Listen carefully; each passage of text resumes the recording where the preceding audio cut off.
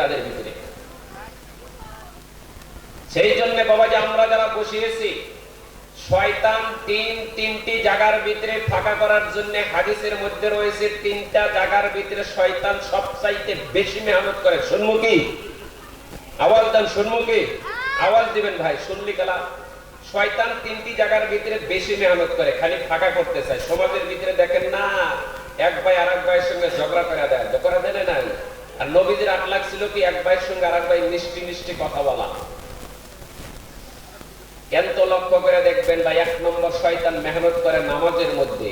নামাজের মধ্যে বলে আল্লাহু আকবার, বাম দিকে তাকায় দেখি তার সঙ্গে এক সপ্তাহ হলো আমি কথা বলি। এত হিংসার হিংসা আছে না নাই বাবাজি?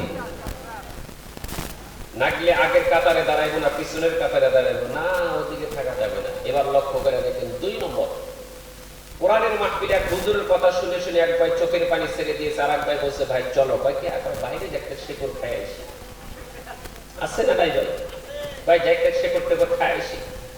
শেকড় খাইবার নিয়ে তুলে নিয়ে গেল, নেওয়ার সঙ্গে সঙ্গে ভাই শয়তান সেখানে ফাঁকা করলো, করলো না নাই বাবাজি? শয়তান যদি ফাঁকা করে দেয়, সে জায়গার ভিতরে শয়তান ঢুকে যাবে। এবার আপনাকে যখন আপনার বন্ধু একটা ডাক দিব, ভাই চলো একটু বাইরে যা পাও যাই দেশে, আপনি ভাই বন্ধুর দিকে তাকাবেন না, মাই একটা দিবেন নাকি? আমি ওর শোনার জন্য এসে, তোর কথা শোনার জন্য এসে নেই। বন্ধু একটা মুক্তি খাওয়া দেন, এখানে লাগবে না, এখান থেকে শয়তান একবার দূর হয়ে যাবে। ওই সমস্ত বন্ধুর দরকার নাই, যারা ওয়াজ শোনার জন্য আজকাইছি। প্রত্যেকদিন ওয়াজ হবে না, একটা রাত হবে নাকি বাবাজি? গ্রামের ভিতরে একটা রাত হবে, একটা রাতকে আমরা কুরবানি দেই ইনশাআল্লাহ। তাহলে মাঝখানে ফাঁকা জায়গা আছে, শয়তান ঢুকবো না নাই বাবাজি?